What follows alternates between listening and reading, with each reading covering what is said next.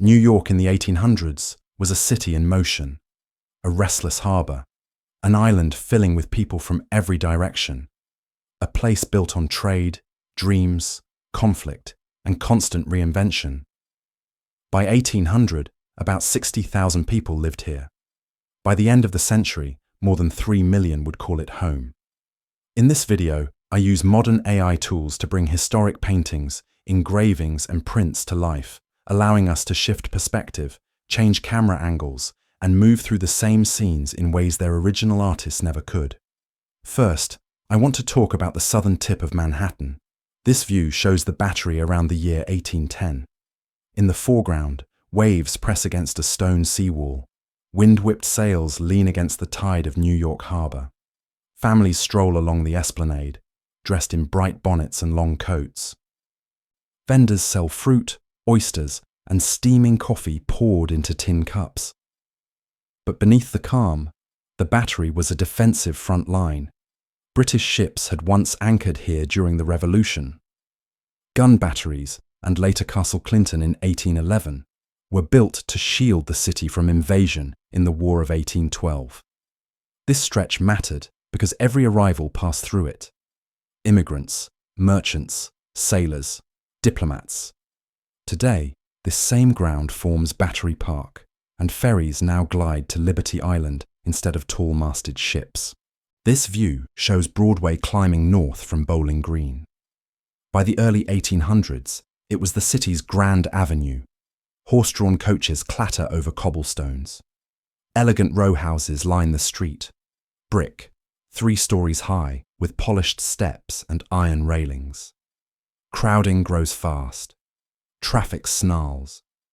Newspapers complain about reckless wagon drivers and runaway horses. This was the heart of fashion and civic life. Parades marched up Broadway when news arrived that the War of 1812 was over. And later, after 1825, caravans celebrated the opening of the Erie Canal. Today, the angle survives. The street is broader, louder, brighter, but the curve at Bowling Green still follows the same line. This view shows Wall Street in the 1830s. No skyscrapers yet, only gabled roofs and solid federal-style buildings. Merchants cluster on the sidewalks debating tea prices, cotton shipments, and insurance rates. Messengers run across the cobbles carrying letters and contracts. Tension was constant. Merchants feared shipwrecks, embargoes, fires, and sudden market crashes. In 1835, a devastating blaze known as the Great Fire reduced much of lower Manhattan to charred brick and ash.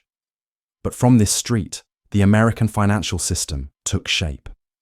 The New York Stock Exchange emerged from a traders' pact at nearby Buttonwood Tree in 1792. Today, this scene is almost unrecognizable. Only Trinity Church, standing tall at the head of Wall Street, anchors the past to the present. This view shows South Street during the 1840s. The waterfront stretches into the distance, packed with clipper ships. The air smells of tar, rope, salt water, and wet wood. Longshoremen haul crates, barrels, and cotton bales from dawn until nightfall. Storms, rotten planks, and heavy loads were constant threats. A single slipped barrel or a rope snapping could kill, yet the docks mattered enormously. New York surpassed Boston and Philadelphia as America's busiest port. Goods flowed in from Europe, the Caribbean, and the American South. Today, a few piers survive, and the tall ships at South Street Seaport Museum echo that maritime age. This view shows 5 Points in the 1850s, the infamous intersection near present-day Chinatown. Dilapidated tenements lean toward each other like exhausted giants. Children dart between puddles. Women scrub laundry in doorways. Street vendors roast chestnuts over smoky coals. Disease and crime stalk the alleys. Typhus outbreaks. Gangs like the Dead Rabbits and Bowery Boys clash in the streets. But this was also a birthplace of American culture. Irish music mixed with African rhythms here, helping shape tap dance and jazz lineage. The neighborhood vanished under later reforms and demolitions. Today, Columbus Park occupies the heart of what once was 5 Points. This view shows the Fulton Ferry in 1850. A wide wooden pier stretches out over the East River. Paddle wheel ferries churn the water, sending spray against their hulls. Workers, clerks, market sellers, and families pack the decks twice a day, commuting between Manhattan and the rising town of Brooklyn. Fog and ice were hazards. Ferries collided. Some sank. Still, the crossing mattered deeply. For decades, this was the vital link between two growing cities, until the Brooklyn Bridge opened in 1883. Today, the same shoreline sits beneath the bridge's great stone towers. This view shows City Hall and its park in the 1860s. Lush trees frame a marble building crowned with a small cupola. Carriage wheels rattle on the surrounding streets. Newsboys shout headlines about the Civil War. Speakers mount boxes to preach politics, religion, or reform. Protests and parades unfold here. Draft riots in 1863 surged through nearby streets, fueled by fear, anger, and inequality. Yet City Hall remained the seat of government, a symbol of civic order through turmoil. Remarkably, City Hall still stands, with much of its original appearance intact.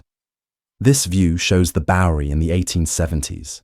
Gas lamps glow over taverns, theatres, and crowded sidewalks. Immigrants from Germany, Ireland, and China walk shoulder to shoulder with sailors and performers.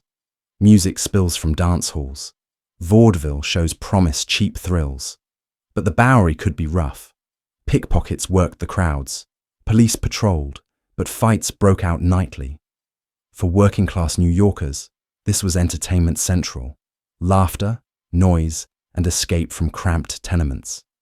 Today, traces survive in street names and a handful of theatres, though the district has reinvented itself many times. This view shows Harlem in the 1880s, still open country. Stone farmhouses stand among rolling fields. Wagons creak along dirt roads lined with wooden fences. Life here moves slower. Farmers raise vegetables and dairy for the growing city. Children run barefoot in the summer grass. Weather could destroy a season. A late frost or drought meant hardship, but Harlem mattered as the city's future canvas. Within decades, rail lines and apartments would spread north, and by the early 20th century, it would become a cultural capital of Black America. Today, the farms are gone, but the name Harlem resonates worldwide. This view shows the Brooklyn Bridge rising in the 1870s and 1880s. Its granite towers loom like cathedrals above the river. Workers balance on beams suspended high above the water. Steam engines hiss. Cranes lift iron cables into the sky. It is dangerous work. Dozens die from accidents and caisson disease, the bends, while labouring in pressurised foundations. Yet the bridge transforms everything. When it opens in 1883, New Yorkers flood across it, cheering, celebrating, walking from Manhattan to Brooklyn for the very first time.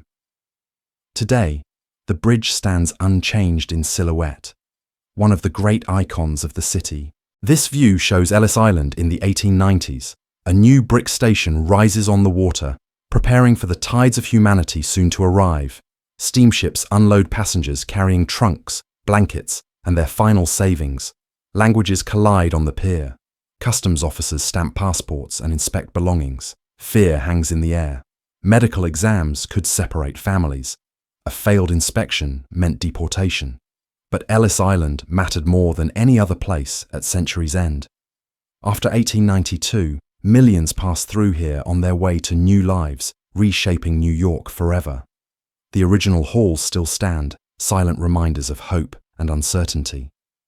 As we reach the end of the 19th century, the city is no longer the small harbour settlement we saw at the beginning. It has become an industrial powerhouse, a cultural mosaic, and a place that millions dreamed of reaching. And when we animate these old images and move through them, the past feels closer than ever. Not frozen, not distant, alive, loud, crowded, and human. If there's another city, street, or moment you'd like to see reconstructed next, let me know in the comments. Again, thank you so much.